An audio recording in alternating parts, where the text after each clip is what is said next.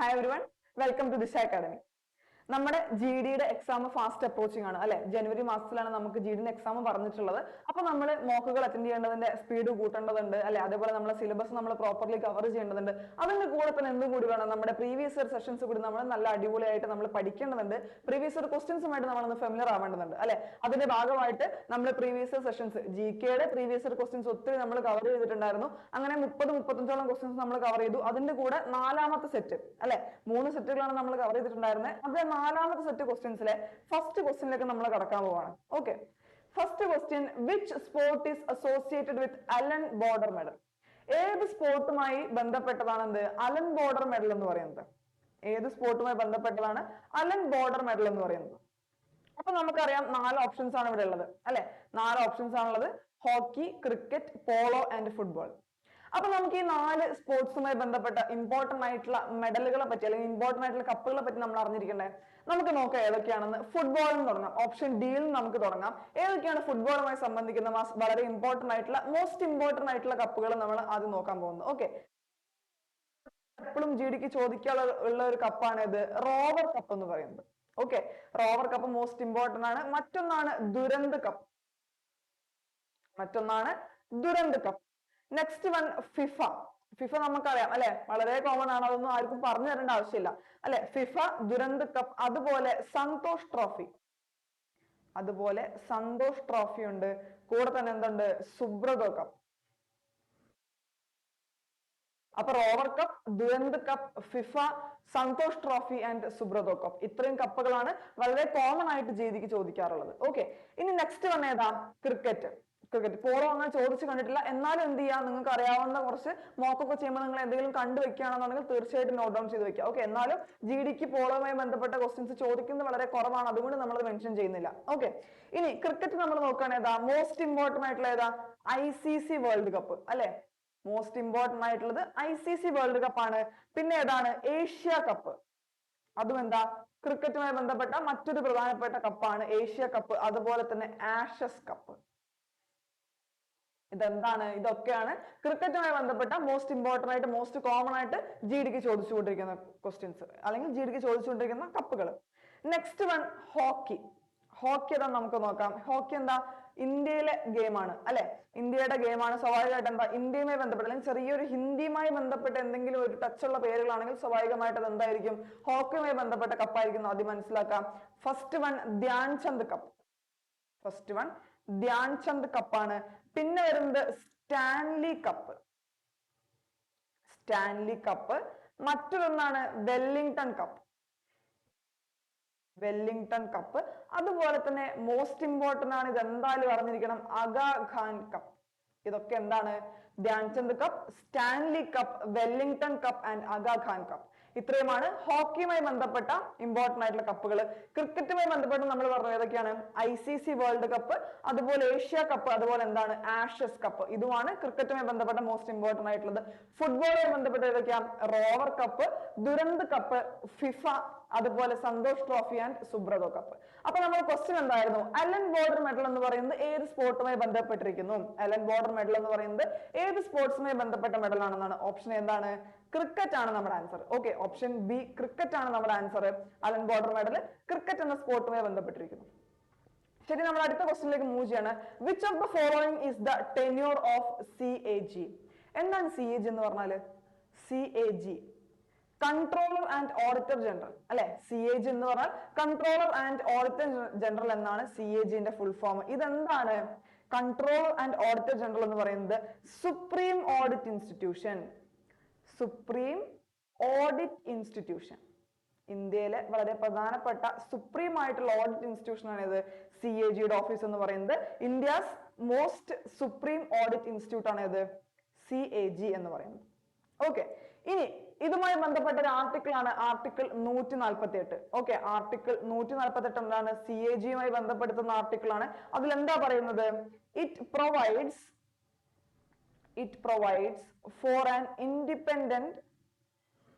provides for an independent office of CAG.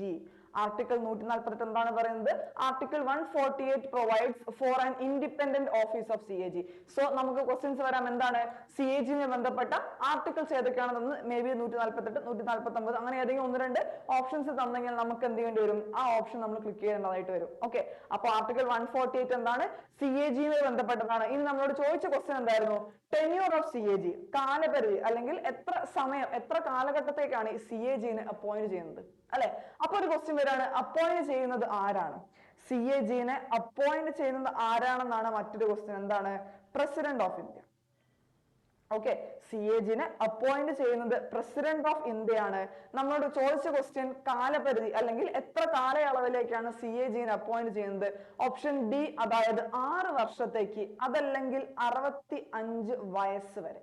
Okay, ശ്രദ്ധിക്കേണ്ടതുണ്ട്, 6 വർഷമാണ് കാലപരിധി, 6 വർഷത്തേക്ക്, അതല്ലെങ്കിൽ 65 വയസ്സാകുന്നത്. ഈ കൺട്രോളർ ആൻഡ് ഓഡിറ്റർ ജനറൽ എന്ന് പറയുന്ന ഡെസിഗ്നേഷനിൽ ഇരിക്കുന്ന വ്യക്തി ഒന്നെങ്കിൽ 6 വർഷം പൂർത്തീകരിക്കണം, അതല്ലെങ്കിൽ അവർക്ക് എന്ത് ചെയ്യണം? 65 വയസ്സ് പൂർത്തിയാണം. Okay, either of the condition satisfy ആയ എന്താണ്? പുള്ളിയുടെ ടെന്യൂർ അവസാനിച്ചു എന്നാണ് അർത്ഥം. സോ 6 വർഷം അതല്ലെങ്കിൽ 65 വയസ്സ് വരെയാണ് ഒരു കൺട്രോളർ ആൻഡ് ഓഡിറ്റർ ജനറലിന്റെ ടെന്യൂർ വരുന്നത്, സമയപരിധി വരുന്നത്. ഓക്കെ, അതെന്തായിരുന്നു? Supreme audit institution of India ആണ്. പിന്നെ ആർട്ടിക്കിൾ 148 എന്ത് പറയുന്നത്? CAG പറ്റിയിട്ടുള്ള കാര്യങ്ങൾ പറയുന്നത്, അല്ലെങ്കിൽ it provides for an independent office of controller and auditor general. ഇനി ഇത് അപ്പോയിന്റ് ചെയ്യുന്നത് ആരാണ്? CAG അപ്പോയിന്റ് ചെയ്യുന്നത് പ്രസിഡന്റ് ഓഫ് ഇന്ത്യ ആണ്. ഓക്കെ, നമ്മുടെ ആൻസർ എന്തായിരുന്നു? ഓപ്ഷൻ ഡി 6 years ആണ്. മൂന്നാമത്തെ ക്വസ്റ്റ്യനിലേക്ക് നമ്മൾ പോവാണ്. Which of the following personality is associated with Sarvodaya plan 1950? 1950 Sarvodaya പ്ലാനുമായി ബന്ധപ്പെട്ട പേഴ്സണാലിറ്റി ആരായിരുന്നു? ഓക്കെ, അപ്പൊ എന്താ? പ്ലാനിംഗ് കമ്മീഷൻ അല്ലെ, അല്ലെങ്കിൽ 5-year പ്ലാൻ, അങ്ങോട്ട് നമ്മൾ പോകണം. എക്കണോമിക്സിന്റെ ചെറിയൊരു ഭാഗം അല്ലെ, എക്കണോമിക്സിൽ ഏറ്റവും ഇമ്പോർട്ടന്റ് ആയിട്ട് എപ്പോഴും റിപ്പീറ്റഡ് ആയിട്ട് ചോദിക്കുന്നതാണ് എന്ത്? 5-year പ്ലാനിന്റെ questions. 1951 5-year പ്ലാൻ തുടക്കം വരുന്നത് അല്ലെ. 1951 to 1956 വരെയാണ് എന്ത്? ഫസ്റ്റ് 5-year പ്ലാന്റെ ടൈം പീരീഡ് എന്ന് പറയുന്നത്. ഓക്കെ, അപ്പൊ എന്താ? 1950 സർവോദയ പ്ലാൻ വരുന്നത്, വിച്ച് മീൻസ് ഫസ്റ്റ് 5-year പ്ലാന്റെ തൊട്ട് മുന്നത്തെ വർഷം അല്ലെ. സർവോദയ പ്ലാൻ നിലവിൽ വരുന്നത് എന്താ? 1950 അത് ആരുമായി അസോസിയേറ്റ് ചെയ്തിരിക്കപ്പെട്ടിരിക്കുന്നു, അതല്ലെങ്കിൽ ആരുടെ ഡ്രാഫ്റ്റ് ആയിരുന്നു ഈ സർവോദയ പ്ലാൻ എന്ന് പറയുന്നത്? ഓക്കെ, ഓപ്ഷൻ ബി ജയപ്രകാശ് നാരായണന്റെ ഡ്രാഫ്റ്റ് ആയിരുന്നു എന്ത്? 1950 സർവോദയ പ്ലാൻ എന്ന് പറയുന്നത് ജയപ്രകാശ് നാരായണന്റേതായിരുന്നു. ഇനി എന്താണ് 1950 സർവോദയ പ്ലാൻ മുന്നോട്ട് വെച്ചത്, അല്ലെങ്കിൽ അവരുടെ ആശയം, അവരുടെ പ്രൊമോട്ട് ചെയ്യാനുള്ള, അല്ലെങ്കിൽ അവരുടെ മോട്ടോ എന്താ? 1950 സർവോദയ പ്ലാനിന്റെ മോട്ടോ എന്തായിരുന്നു? ആ പ്ലാന് ലക്ഷ്യം വെച്ചിരുന്നത് എന്തിനെയായിരുന്നു? ഓക്കെ, ജയപ്രകാശ് നാരായണന്റെ ആണ്. നമ്മൾ എന്തൊക്കെയാണ് നമ്മൾ പറഞ്ഞിട്ടുണ്ട്? 1951 ഫസ്റ്റ് 5-year പ്ലാൻ ഏത് സെക്ടർ ആയിരുന്നു? അഗ്രികൾച്ചറൽ സെക്ടറിലായിരുന്നു കൂടുതൽ ഫോക്കസ് കൊടുത്തിട്ടുണ്ടായിരുന്നത് അല്ലെ. അതുപോലെ തന്നെ ഇതും എന്താ? അഗ്രികൾച്ചർ സെക്ടറിൽ തന്നെയാണ് എന്ത് ചെയ്തത്? 1950 സർവോദയ പ്ലാനും മുന്നോട്ട് ലക്ഷ്യം വെച്ചിരുന്നത് അഗ്രികൾച്ചർ സെക്ടർ. അതുമല്ലെങ്കിൽ എന്താ? Small scale industries. ഓക്കെ, ചെറുകിട വ്യവസായങ്ങൾ അല്ലെ, സ്മോൾ സ്കെയിൽ ഇൻഡസ്ട്രീസ്. അതുമല്ലെങ്കിൽ എന്താണ്? Cottage industry. ഈ കോട്ടേജ് ഇൻഡസ്ട്രി ഒക്കെ സ്വാഭാവികമായിട്ട് എന്തിൽ വരും? സ്മോൾ സ്കെയിൽ ഇൻഡസ്ട്രീസിൽ വരുന്നതാണ്. എന്നാലും എന്താ? അവര് കോട്ടേജ് ഇൻഡസ്ട്രികൾക്കും അതുപോലെ തന്നെ സ്മോൾ സ്കെയിൽ ഇൻഡസ്ട്രികൾക്കും അതുപോലെ തന്നെ അഗ്രികൾച്ചറിനുമാണ് എന്ത് ചെയ്തത്? കൂടുതൽ ഫോക്കസ് കൊടുത്തിരുന്നത്, അല്ലെങ്കിൽ കൂടുതലായിട്ട് അവർ ലക്ഷ്യം വെച്ചിരുന്നത് ഈ 3 ഏരിയാസ് ആയിരുന്നു. ഓക്കെ, ഇതിന്റെ കൂടെ തന്നെ സ്മോൾ സ്കെയിൽ ഇൻഡസ്ട്രികളിൽ പ്രത്യേകംപ്പെട്ട മറ്റൊരു ഇൻഡസ്ട്രിക്ക് അവർ സ്ട്രെസ് കൊടുത്തിട്ടുണ്ടായിരുന്നു. അതാണ് small scale textile industry. Okay, small scale എല്ലാ ചെറുകിട വ്യവസായങ്ങൾക്കും എന്ത് ചെയ്തിരുന്നു? അവര് ഇമ്പോർട്ടൻസ് കൊടുത്തിട്ടുണ്ടായിരുന്നു. അതിന്റെ കൂടെ തന്നെ എന്താ? ഏറ്റവും കൂടുതൽ ഇമ്പോർട്ടൻസ് കൊടുത്തിരുന്നത് സ്മോൾ സ്കെയിൽ ടെക്സ്റ്റൈൽ ഇൻഡസ്ട്രികൾക്കാണ്. ഓക്കെ, അപ്പോ agriculture, small scale textile industry, അതുപോലെ തന്നെ എന്താ? Cottage industry. ഓക്കെ, ഇത്രയുമാണ് എന്ത്? ജയപ്രകാശ് നാരായണന്റെ 1950 സർവോദയ പ്ലാൻ ലക്ഷ്യം വെച്ചിരുന്നത്. ഓക്കെ, ശരി, നമ്മുടെ ആൻസർ എന്തായിരുന്നു? ഓപ്ഷൻ ബി ആണ്, ജയപ്രകാശ് നാരായൺ ആണ്. അടുത്ത ക്വസ്റ്റ്യനിലേക്ക് മൂവ് ചെയ്യാം. ഇത് വളരെ ഇമ്പോർട്ടന്റ് ആയിട്ടുള്ള ക്വസ്റ്റ്യൻ ആണ്, വളരെ ഫ്രീക്വന്റ് ആയിട്ട് ചോദിക്കുന്ന ക്വസ്റ്റ്യൻ ആണ്. എന്ത് ചെയ്യാം? താൽക്കാലികമായിട്ടൊന്ന് നോട്ട് ചെയ്ത് വെച്ചോളാം. എന്തായാലും നോട്ട് ചെയ്ത് വെച്ചോളാം, ചോദിക്കാൻ ചാൻസ് വളരെ കൂടുതലാണ്. ഓക്കെ, ക്വസ്റ്റ്യൻ ഇതാണ്. Dash is A legendary sitar player and one of the India's most esteemed classical musicians. അല്ലെ, അപ്പൊ എന്താ? സിത്താർ പ്ലെയർ ആണെന്ന് നമുക്ക് മനസ്സിലായി, ഇന്ത്യക്കാരനാണെന്ന് മനസ്സിലായി അല്ലെ. അപ്പൊ ഇന്ത്യയിലെ വളരെ ഫേമസ് ആയിട്ടുള്ള സിത്താർ ഇൻസ്ട്രുമെന്റ് യൂസ് ചെയ്യുന്ന വ്യക്തി ആരാണ്? മ്യൂസിക്കൽ ഇൻസ്ട്രുമെന്റ്സ് എന്ത് ചെയ്യരുത്, ഒരു കാരണവശാലും ജി ഡിക്ക് പ്രിപ്പയർ ചെയ്യുന്നവര് ഒരു കാരണവശാലും ഒഴിച്ചുകൂടാൻ പറ്റാത്ത ഒരു ടോപ്പിക്കാണ് മ്യൂസിക്കൽ ഇൻസ്ട്രുമെന്റ്സ്. ഓക്കെ, അപ്പൊ എന്ത് ചെയ്യാ, പഠിച്ചവരാണെങ്കിൽ തീർച്ചയായിട്ടും ഓർമ്മയുണ്ടാവും എന്താണ് സിത്താർ പ്ലെയർ ആരാണ്, അതുപോലെ തന്നെ ഇന്ത്യക്കാരനാണ് അദ്ദേഹം അല്ലെ. അപ്പൊ താഴെ തന്നിരിക്കുന്ന 4 ഓപ്ഷൻസ് ഏതൊക്കെയാ? ഉസ്താദ് സക്കീർ ഖാൻ, പണ്ഡിറ്റ് ഭീംസെൻ ജോഷി, ഉസ്താദ് ബിസ്മില്ല ഖാൻ ആൻഡ് പണ്ഡിറ്റ് രവിശങ്കർ അല്ലെ. അറിയാവുന്ന ഒരു ഓപ്ഷൻ കമന്റ് ചെയ്യുക. തീർച്ചയായിട്ടും എന്ത് ചെയ്യുക, ഈ മ്യൂസിക്കൽ ഇൻസ്ട്രുമെന്റ്സ് എന്ന് പറയുന്ന ടോപ്പിക് ഒരു കാരണവശാലും മിസ് ചെയ്യാൻ പാടില്ല. ഓക്കെ, അപ്പൊ നമുക്ക് നോക്കാം ഉസ്താദ് സക്കീർ ഹുസൈൻ എന്ന് പറയുന്ന വ്യക്തി ഏത് മ്യൂസിക്കൽ ഇൻസ്ട്രുമെന്റുമായിട്ട് ബന്ധപ്പെട്ടിരിക്കുന്നു. ഓക്കെ, സക്കീർ ഹുസൈൻ നമുക്ക് എല്ലാവർക്കും അറിയാം അല്ലെ. ഇനിയിപ്പോ മ്യൂസിക്കൽ ഇൻസ്ട്രുമെന്റ്സ് പഠിച്ചില്ലെങ്കിൽ നമുക്കറിയാം എന്താണ്, അദ്ദേഹം തബല കോൺസെൻട്രേറ്റ് ചെയ്തിരുന്ന വ്യക്തിയാണ്. അതായത് തബല ഇൻസ്ട്രുമെന്റ് ഫ്രീക്വന്റ് ആയിട്ട് യൂസ് ചെയ്യും. തബല ഇൻസ്ട്രുമെന്റ് എക്സ്പോണന്റ് ആണ് ആര്? സക്കീർ ഹുസൈൻ എന്ന് പറയുന്ന വ്യക്തി അല്ലെ. അദ്ദേഹത്തിന് ഇമ്പോർട്ടന്റ് ആണ്, ശ്രദ്ധിച്ചിരിക്കുക, നോട്ട് ചെയ്ത് വെച്ചുള്ള 1988 പത്മശ്രീ കിട്ടിയിട്ടുണ്ട്. തബല യൂസ് ചെയ്യുന്ന ഉസ്താദ് സക്കീർ ഖാൻ എന്ന് പറയുന്ന അദ്ദേഹത്തിന് എന്താണ് 958 പത്മശ്രീ കിട്ടിയിട്ടുണ്ട്. അതുപോലെ തന്നെ 2023 കറണ്ട് അഫയേഴ്സ് ആയിട്ടും ചോദിക്കാൻ ചാൻസ് ഉണ്ട്, തീർച്ചയായിട്ടും നോട്ട് ചെയ്ത് വെച്ചോളാം. 2023 എന്താണ് 2023 എന്താണ് പത്മവിഭൂഷൺ കിട്ടിയിട്ടുണ്ട്. 2023 പത്മവിഭൂഷൺ കിട്ടിയിട്ടുണ്ട്. അതുപോലെ തന്നെ 2002 പത്മഭൂഷൺ. നമ്മൾ എന്തൊക്കെ പഠിച്ചു? തബല യൂസ് ചെയ്യുന്ന വ്യക്തിയാണ് ആര്? സക്കീർ ഹുസൈൻ എന്ന് പറയുന്ന വ്യക്തി.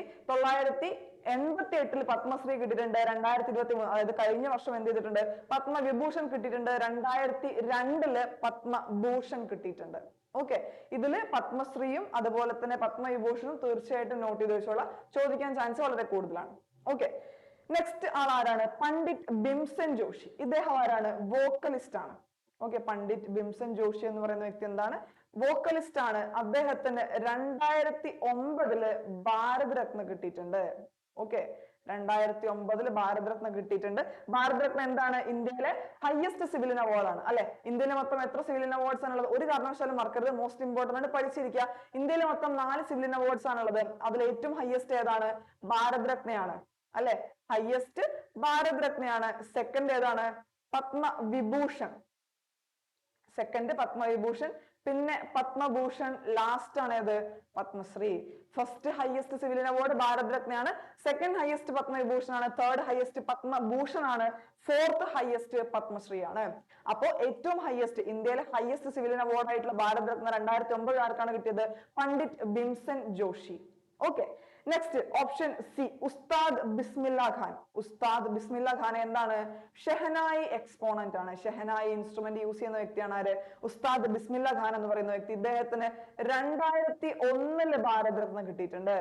2001 ഭാരത് രത്ന കിട്ടിയിട്ടുണ്ട്. അതും എന്താണ്? മോസ്റ്റ് ഇമ്പോർട്ടന്റ് ആണ്, മുമ്പ് ചോദിച്ചിട്ടുണ്ട്, അതും കൂടി എന്ത് ചെയ്യാ, നോട്ട് ചെയ്ത് വെച്ചോളാം. ഒരു കാര്യം കൂടി പറയട്ടെ, 1968 പത്മഭൂഷൺ കിട്ടിയിട്ടുണ്ട്. ഓക്കെ, നമ്മൾ എന്തൊക്കെ പഠിച്ചു? ഉസ്താദ് സക്കീർ ഹുസൈൻ അല്ലെ, ആ തബല ഇൻസ്ട്രുമെന്റ് യൂസ് ചെയ്യുന്ന വ്യക്തിയാണ്. 2023 കഴിഞ്ഞ വർഷം പത്മവിഭൂഷൺ കിട്ടിയിട്ടുണ്ട്. 2002 പത്മഭൂഷൺ കിട്ടിയിട്ടുണ്ട്. 988 പത്മശ്രീ കിട്ടിയിട്ടുണ്ട്. ഓക്കെ, ഇനി പണ്ഡിറ്റ് ഭീംസെൻ ജോഷി എന്താ? വോക്കലിസ്റ്റ് ആണ്. അദ്ദേഹത്തിന് 2009 ഭാരതരത്ന കിട്ടിയിട്ടുണ്ട്. ഓക്കെ, മോസ്റ്റ് ഇമ്പോർട്ടന്റ് ആയിട്ടുള്ള മൂന്നാമത്തെ ആളാണ് ഉസ്താദ് ബിസ്മില്ല ഖാൻ. അദ്ദേഹം എന്താണ്? ഷെഹനായി പ്ലെയർ ആണ്. 2001 ഭാരതരത്ന കിട്ടിയിട്ടുണ്ട്. 968 പത്മഭൂഷൺ കിട്ടിയിട്ടുണ്ട്. ഓക്കെ, ഇനി നെക്സ്റ്റ് എന്താണ്? പണ്ഡിറ്റ് രവിശങ്കർ അല്ലെ. പണ്ഡിറ്റ് രവിശങ്കർ നമുക്കൊക്കെ അറിയാം. ഇനി എന്താ, നമ്മൾ ക്വസ്റ്റ്യൻ ചോദിച്ചതിൽ സിത്താർ പ്ലെയറേ ഉള്ളൂ, അത് മാത്രമാണ് എന്ത് നമുക്ക് ഓപ്ഷൻ ഡി. ഓക്കെ, ബാക്കി മൂന്നും തബല, ഒരെണ്ണം തബലയാണ്, ഒരെണ്ണം വോക്കലാണ്, ഒരെണ്ണം ഷെഹനായാണ്. സോ സിത്താർ പ്ലെയർ ഒബ്വിയസ്ലി ആരായിരിക്കും? പണ്ഡിറ്റ് രവിശങ്കർ ആയിരിക്കും. ഓക്കെ, അപ്പോ പണ്ഡിറ്റ് രവിശങ്കർ സിത്താർ പ്ലെയർ ആണ്. ഇദ്ദേഹത്തിന് 1999 ഭാരതരത്ന കിട്ടിയിട്ടുണ്ട്. വളരെ ഇമ്പോർട്ടന്റ് ആണ്, തീർച്ചയായിട്ടും നോട്ട് ചെയ്ത് വെക്കാം. ഓക്കെ, 1999 എന്താ ഭാരതരത്ന കിട്ടിയിട്ടുണ്ട്. അതുപോലെ തന്നെ 981 പത്മവിഭൂഷൺ കിട്ടിയിട്ടുണ്ട്. 981 പത്മവിഭൂഷണും കിട്ടിയിട്ടുണ്ട്. ശരി, അഞ്ചാമത്തെ ക്വസ്റ്റ്യനിലേക്ക് മൂവ് ചെയ്യാലോ. നമ്മൾ ഇതിന്റെ ആൻസർ എന്തായിരുന്നു? പണ്ഡിറ്റ് രവിശങ്കർ. ഓക്കെ, അടുത്ത ക്വസ്റ്റ്യനിലേക്ക് മൂവ് ചെയ്യുന്നതിന് മുമ്പ് ഒരു കാര്യം പറഞ്ഞോട്ടെ. അതായത് നമ്മൾ SSC GD ക്ക് വളരെ സീരിയസ് ആയിട്ട് പഠിക്കുന്ന കുട്ടികളാണ് അല്ലെ. അപ്പൊ എന്താ നമുക്ക് ചിലപ്പോൾ സിലബസ് ട്രാക്ക് ചെയ്യാൻ പറ്റുന്നില്ല, അതല്ലെങ്കിൽ നമുക്ക് മോക്കുകൾ അറ്റൻഡ് ചെയ്യാൻ പറ്റുന്നില്ല, അങ്ങനെ പല പല പ്രശ്നങ്ങൾ നമ്മൾ ഫേസ് ചെയ്യും. നമ്മൾ പഠിച്ചു വരുന്ന കുട്ടികളാണ്, സ്വാഭാവികമായിട്ട് നമുക്ക് അടിപതറും പല സ്ഥലങ്ങളിലും അല്ലെ. അപ്പൊ നമ്മൾ എന്ത് ചെയ്യണം, വളരെ ഫ്രീക്വന്റ് ആയിട്ട് നമ്മൾ ഈ പറയുന്ന സിലബസും മോക്കുകളും അതുപോലെ തന്നെ പ്രീവിയസ് ഇയർ ക്വസ്റ്റ്യൻസ് ഒക്കെ എന്ത് ചെയ്യണം, വളരെ ഫ്രീക്വന്റ് ആയിട്ട് നമ്മൾ പഠിച്ചു പോയിക്കൊണ്ടിരിക്കണം.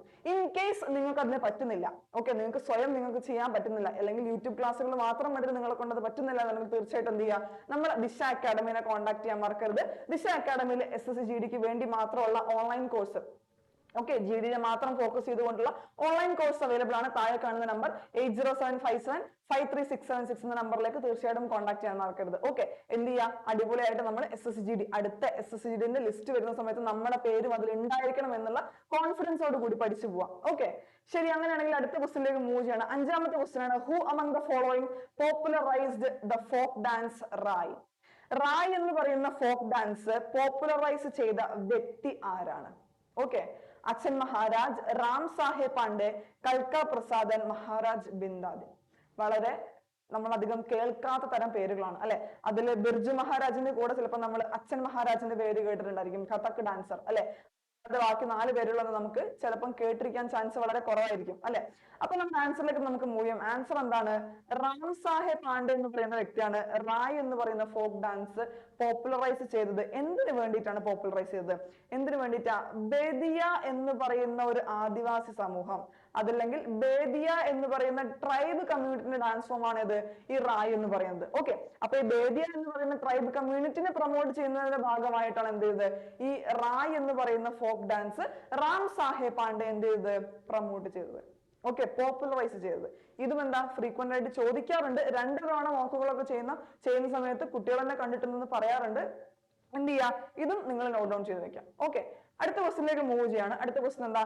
In which year was Lucknow pact signed between Congress and Muslim league?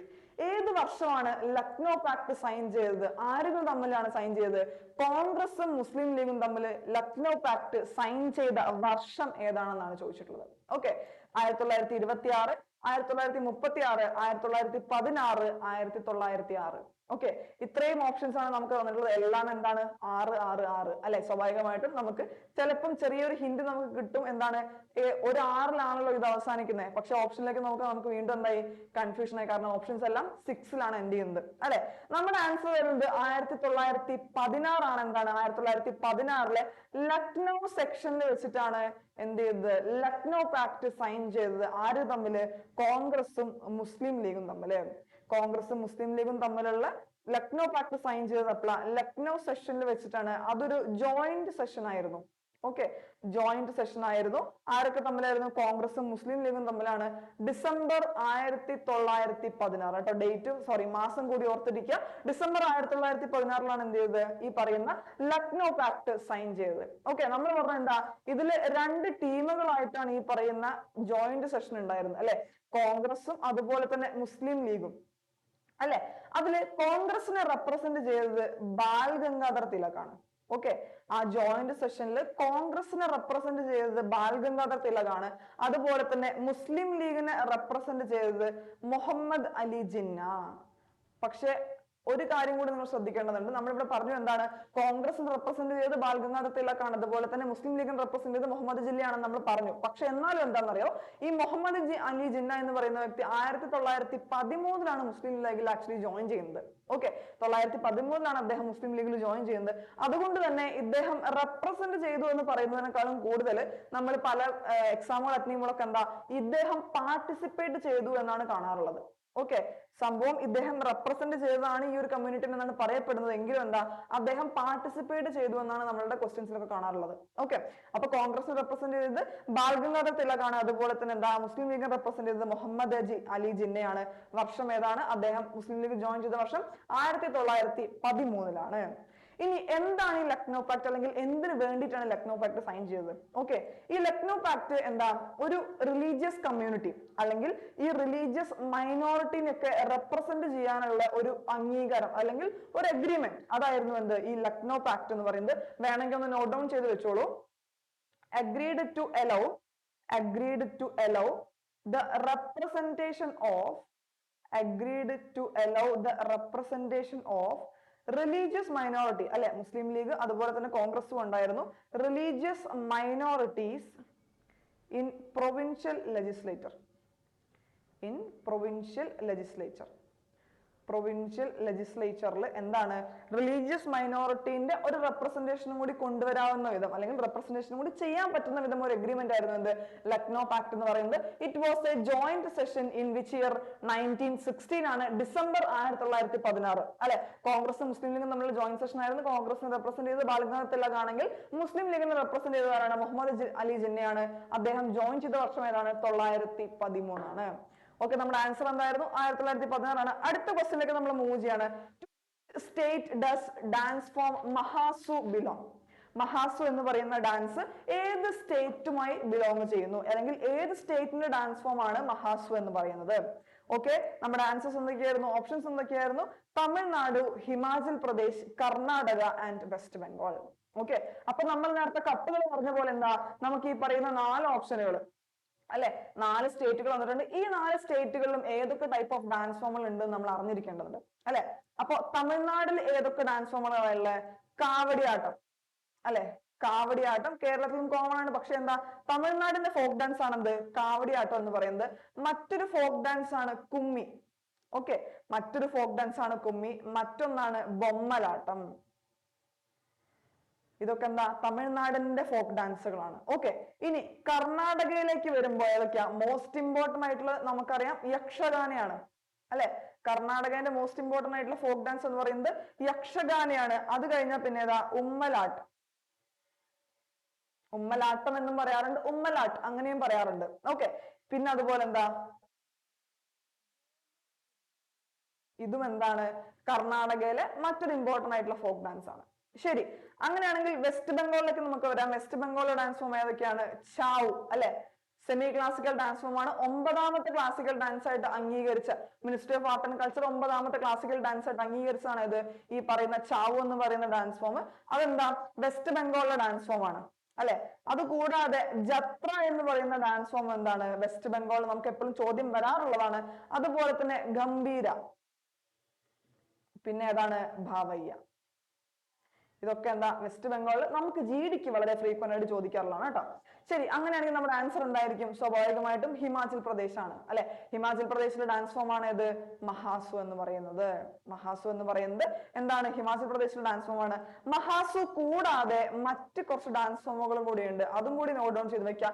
First one Jhora, JHORA. Okay, Himachal പ്രദേശിലെ മറ്റൊരു ഡാൻസ് ഫോം ആണ് ഇത് ജോറ എന്ന് പറയുന്നത്. മറ്റൊരെണ്ണമാണ് ധാമൻ എന്ന് പറയുന്നത്.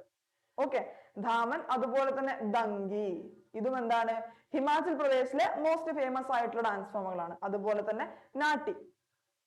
ഓക്കെ, ഈ നാട്ടി എന്ന് പറയുന്ന ഡാൻസ് ഫോമിന്റെ ഒരു കളർഫുൾ ഫോർമാറ്റ് ആണ് മഹാസു എന്നാണ് പറയപ്പെടുന്നത് കേട്ടോ.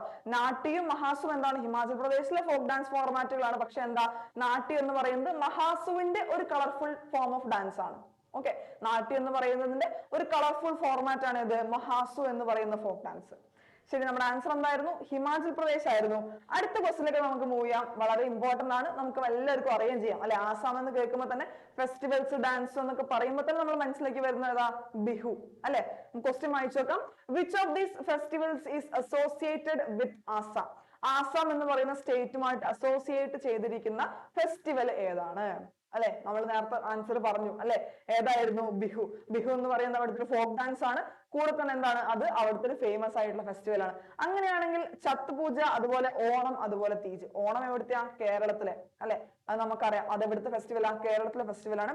ഛത്ത് എന്ന് പറയുന്നത് എവിടുത്തെ ഫെസ്റ്റിവൽ ആണ്? നമുക്ക് നോക്കാം. അത് വളരെ ഫ്രീക്വന്റ് ആയിട്ട് ആചരിക്കുന്ന അല്ലെങ്കിൽ വളരെ ഫ്രീക്വന്റ് ആയിട്ട് ആഘോഷിച്ചു പോരുന്ന ഒരു ഫെസ്റ്റിവൽ ആണ് ഇത് ഛത്ത് എന്ന് പറയുന്നത്. അത് ബീഹാറിലുണ്ട്, അതുപോലെ തന്നെ വെസ്റ്റ് ബംഗാളിലുണ്ട്, അതുപോലെ തന്നെ ജാർഖണ്ഡിലും ഉണ്ട്. ഓക്കെ, ഛത്ത് എന്ന് പറയുന്നത് ബീഹാറിലും ഉണ്ട്, വെസ്റ്റ് ബംഗാളിലുണ്ട്, ജാർഖണ്ഡിലും ഉണ്ട്. ഈ ഛത്ത് പൂജയെ പറ്റിയുള്ള ക്വസ്റ്റ്യൻസ് വളരെ കോമൺ ആയിട്ട് നമുക്ക് ജിഡിക്ക് എക്സ്പെക്ട് ചെയ്യാൻ പറ്റും കേട്ടോ. ഛത്ത് പൂജയെ പറ്റിയുള്ള എന്തൊക്കെ ഡീറ്റെയിൽസ് നിങ്ങൾക്ക് കിട്ടാൻ പറ്റും അത്രയും ഡീറ്റെയിൽസ് എന്ത് ചെയ്യുക, നിങ്ങൾ മാക്സിമം കളക്ട് ചെയ്ത് വെച്ചോളാം. ഓക്കെ, ഓണം നമ്മൾ പറഞ്ഞു എവിടെയാണ്? കേരളത്തിലാണ്. അങ്ങനെയാണെങ്കിൽ തീജ് എന്ന് പറയുന്നത് എവിടെയാ? തീജ് എന്ന് പറയുന്നത് വളരെ ഫ്രീക്വന്റ് ആയിട്ട് ആഘോഷിക്കുന്നത് പഞ്ചാബിലാണ്. എന്നാലും എന്താണ് അത്? ഹരിയാന. ഓക്കെ, ഹരിയാന എന്ന് പറയുന്ന സ്ഥലത്തും അതുപോലെ തന്നെ UP എന്ന് പറയുന്ന സ്ഥലത്തും അതുപോലെ ബീഹാർ എന്ന് പറയുന്ന സ്ഥലത്തും എന്താ കോമൺ ആയിട്ട് ഈ 4 സ്റ്റേറ്റുകളും ആഘോഷിക്കുന്ന ഫെസ്റ്റിവൽ ആണ് ഇത് തീജ് എന്ന് പറയുന്നത്. പിന്നെ ബിഹു നമ്മൾ പറഞ്ഞ എവിടെയാണ്? ആസാമിലാണ് അല്ലെ. ചത്ത് എന്ന് പറയുന്നത് എവിടെയാ? ബീഹാർ, വെസ്റ്റ് ബംഗാൾ, ജാർഖണ്ഡ് ഈ 3 സ്റ്റേറ്റുകളും ഒരേപോലെ ആഘോഷിക്കുന്ന ഫെസ്റ്റിവൽ ആണ് ഓണം. കേരളത്തിലാണ്. തീജ് എന്ന് പറയുന്നത് എവിടെയാണ്? Punjab, Haryana, UP and Bihar. Okay, നമ്മുടെ ആൻസർ എന്തായിരുന്നു? ബിഹു ആണ്. അടുത്ത ക്വസ്റ്റ്യനിലേക്ക് മൂവ് ചെയ്യാം. എന്താ? Instrumentalist Shivkumar Sharma is related to dash. Instrumentalist Shivkumar Sharma എന്ന് പറയുന്ന ഇൻസ്ട്രുമെന്റലിസ്റ്റ് ഏത് ഇൻസ്ട്രുമെന്റുമായി ബന്ധപ്പെട്ടിരിക്കുന്നു? ഓക്കെ, ഏത് ഇൻസ്ട്രുമെന്റുമായി ബന്ധപ്പെട്ടിരിക്കുന്നു? നമ്മൾ നേരത്തെ കുറച്ച് ഇൻസ്ട്രുമെന്റ്സിന്റെ പേരും കാര്യങ്ങളൊക്കെ പറഞ്ഞു അല്ലെ. അപ്പോ tabla, been, santoor and piano ഇതിൽ ഏത് ഇൻസ്ട്രുമെന്റിലാണ് ശിവകുമാർ ശർമ്മ എന്ന് പറയുന്ന വ്യക്തി അസോസിയേറ്റ് ചെയ്തിരിക്കുന്നത്? ശിവകുമാർ ശർമ്മ ഏതാണ്? സന്തൂർ ആണ് ആൻസർ. സന്തൂർ എന്ന് പറയുന്ന ഇൻസ്ട്രുമെന്റ് ആണ് ആര് യൂസ് ചെയ്യുന്നത്? ശിവകുമാർ ശർമ്മ യൂസ് ചെയ്യുന്നത്. അദ്ദേഹത്തിന് പത്മശ്രീ കിട്ടിയിട്ടുണ്ട്. അദ്ദേഹത്തിന് പത്മശ്രീ കിട്ടിയിട്ടുണ്ട് 991 അതുപോലെ തന്നെ പത്മവിഭൂഷൺ കിട്ടിയിട്ടുണ്ട്. ഓക്കെ, പത്മവിഭൂഷൺ കിട്ടിയിട്ടുണ്ട് വർഷം 2001. ഇതില് ഈ പത്മശ്രീ നോട്ട് ചെയ്യുക, അതുപോലെ തന്നെ പത്മവിഭൂഷണും രണ്ടും ഒരേപോലെ ചോദിക്കാറുണ്ട്. സന്തൂറിന് ഇൻസ്ട്രുമെന്റ് യൂസ് ചെയ്യുന്ന ആരാണ്? ആര്? ശിവകുമാർ ശർമ്മ എന്ന് പറയുന്ന വ്യക്തി. അദ്ദേഹം എന്താണ്? പത്മശ്രീ 991 അതുപോലെ തന്നെ 2001 പത്മവിഭൂഷണും കിട്ടിയിട്ടുണ്ട്. നമ്മുടെ ആൻസർ എന്തായിരുന്നു? സന്തൂർ. യെസ്. അങ്ങനെയാണെങ്കിൽ ലാസ്റ്റ് ക്വസ്റ്റ്യനിലേക്ക് മൂവ് ചെയ്യാം. Which Kathak dancer was awarded Padma Vibhushan in 1986? 1986 Padma Vibhushan കിട്ടിയത് താഴെ പറയുന്ന ഏത് കഥക് ഡാൻസറിനാണ്? അങ്ങനെയാണെങ്കിൽ നമുക്ക് നോക്കാം. താഴെ തന്നിരിക്കുന്നവർ എല്ലാവരും കഥക് ഡാൻസർ ആണോ? ഇപ്പൊ ഇൻ കേസ് നിങ്ങൾക്ക് ഒരു ക്വസ്റ്റ്യൻ ആൻസർ അറിയില്ലെന്നുണ്ടെങ്കിൽ നമ്മൾ ആദ്യം ചെക്ക് ചെയ്യേണ്ടത് എന്താ? ഈ പറയുന്ന 4 ഓപ്ഷൻസും എന്താണ്? ഈ കഥക് ഡാൻസുമായി ബന്ധപ്പെട്ടതാണോ? ശോഭന നാരായൺ അതെ അല്ലെ, കഥക് ഡാൻസർ ആണ്. പണ്ഡിറ്റ് ബിർജു മഹാരാജ് എന്താണ്? കഥക് ഡാൻസർ ആണ്. സിത്താര ദേവി അദ്ദേഹം എന്താണ്? കഥക് ഡാൻസർ ആണ്. രുക്മിണി ദേവി എന്താണ്? കഥക് ഡാൻസർ ആണോ? അല്ല, അദ്ദേഹം എന്താണ്? ഭരതനാട്യം ഡാൻസ് ഫോമർ ആണ്, ഡാൻസ് ആർട്ടിസ്റ്റ് ആണ് അല്ലെ. ഭരതനാട്യം ഡാൻസ് പെർഫോം ചെയ്യുന്ന വ്യക്തിയാണ് ആര്? രുക്മിണി ദേവി അരുന്താള എന്ന് പറയുന്നത്. അവർക്ക് എന്താണ്? പത്മഭൂഷൺ കിട്ടിയിട്ടുണ്ട്. പത്മഭൂഷൺ കിട്ടിയിട്ടുണ്ട് 1956 പത്മഭൂഷൺ കിട്ടിയിട്ടുണ്ട്. അപ്പൊ നമുക്ക് എന്ത് ചെയ്യാൻ സാധിക്കും? ഈ പറയുന്ന രുക്മിണി ദേവി അരുന്താള എന്ന് പറയുന്ന ഓപ്ഷൻ നമുക്ക് സുഖമായിട്ട് എലിമിനേറ്റ് കളയാം അല്ലെ. അങ്ങനെയാണെന്നുണ്ടെങ്കിൽ ഈ 3 ഓപ്ഷൻസ് മാത്രമാണ് ബാക്കി. ശോഭന നാരായൺ, പണ്ഡിറ്റ് ബിർജു മഹാരാജ്, അതുപോലെ തന്നെ സിത്താര ദേവി അല്ലെ. ഈ പണ്ഡിറ്റ് ബിർജു മഹാരാജിനെ പറ്റിയുള്ള വളരെ ഫ്രീക്വന്റ് ആയിട്ടുള്ള അല്ലെങ്കിൽ വളരെ ലേറ്റസ്റ്റ് ആയിട്ട് വന്നൊരു ന്യൂസ് എന്തായിരുന്നു? അദ്ദേഹം 2022 മരിച്ചുപോയത് അല്ലെ. 2022 അദ്ദേഹം മരിച്ചുപോയത്. നമുക്ക് എന്ത് ചെയ്യാം? ശോഭന നാരായൺ, പണ്ഡിറ്റ് ബിർജു മഹാരാജ്, അതുപോലെ തന്നെ സിത്താര ദേവി ആരാണെന്ന് നോക്കാം. അല്ലെങ്കിൽ അവരുടെ സ്പെഷ്യാലിറ്റീസ്, അവർക്ക് എന്തെങ്കിലും അവാർഡ്സ് കിട്ടിയിട്ടുണ്ടോ നമുക്ക് എന്ത് ചെയ്യണം? നമ്മൾ അറിഞ്ഞിരിക്കേണ്ടതുണ്ട്, നമ്മൾ പഠിച്ചിരിക്കേണ്ടതുണ്ട്. ഓക്കെ, ശോഭന നാരായൺ 1992 പത്മശ്രീ കിട്ടിയിട്ടുണ്ട്. 1992 പത്മശ്രീ കിട്ടിയിട്ടുണ്ട്. പണ്ഡിറ്റ് ബിർജു മഹാരാജ് നമ്മൾ എന്ത് പറഞ്ഞു? 2022 മരിക്കുന്നത്. അദ്ദേഹത്തിന് 987 കാളിദാസ് സമ്മാൻ കിട്ടിയിട്ടുണ്ട്. 987 കാളിദാസ് സമ്മാൻ കിട്ടിയിട്ടുണ്ട്. പത്മവിഭൂഷൺ കിട്ടിയിട്ടുണ്ട്. അത് ഏത് വർഷമാണ്? 1986 പത്മവിഭൂഷൺ കിട്ടി. തൊട്ടടുത്ത വർഷമാണ് എന്ത് ചെയ്തത്? കാളിദാസ് സമ്മാൻ കിട്ടിയിട്ടുള്ളത് അല്ലെ. പിന്നെ രുക്മിണി ദേവി വരുന്നോളം നമ്മൾ പറഞ്ഞ എന്താണ്? ഭരതനാട്യം ഡാൻസർ ആണ്. അദ്ദേഹത്തിന് പത്മഭൂഷൺ കിട്ടിയിട്ടുണ്ട് 1956. അപ്പൊ നമ്മുടെ ആൻസർ എന്തായിരുന്നു? Which Kathak dancer was awarded Padma Vibhushan in 1986 ആണ് നമ്മുടെ question. Answer Pandit Birju Maharaj. Okay, 2022 അദ്ദേഹം മരിക്കുന്നത്. അദ്ദേഹത്തിനാണ് എന്ത് ചെയ്തത്? 986 പത്മവിഭൂഷൺ കിട്ടിയിട്ടുള്ളത്. ഓക്കെ, അപ്പൊ നമ്മൾ അടുത്ത സെറ്റ് 4 അല്ലെ, GDന്റെ അടുത്ത സെറ്റ് 4 നമ്മുടെ എന്ത് ചെയ്യാം? നമ്മൾ കംപ്ലീറ്റ് ചെയ്തിരിക്കുകയാണ്. കുറച്ച് റിലേറ്റഡ് ഫാക്ട്സും കൂടി നമ്മൾ ഉൾപ്പെടുത്തിയിട്ടാണ് ഇന്നത്തെ സെഷൻ നമ്മൾ മുന്നോട്ട് കൊണ്ടുവരുന്നത്. എന്ത് ചെയ്യാം? നെക്സ്റ്റ് സെഷനുമായിട്ട് നമ്മൾ വീണ്ടും കാണുന്നതായിരിക്കും. ഓക്കെ, അപ്പൊ നിങ്ങളുടെ പ്രിപ്പറേഷൻ ഒക്കെ നല്ല സ്മൂത്ത് ആയിട്ട് മുന്നോട്ട് പോട്ടെ എന്ന് വിഷ് ചെയ്യാണ്. അപ്പൊ എന്താ? അടിപൊളിയായിട്ട് പഠിച്ചു പോവാ.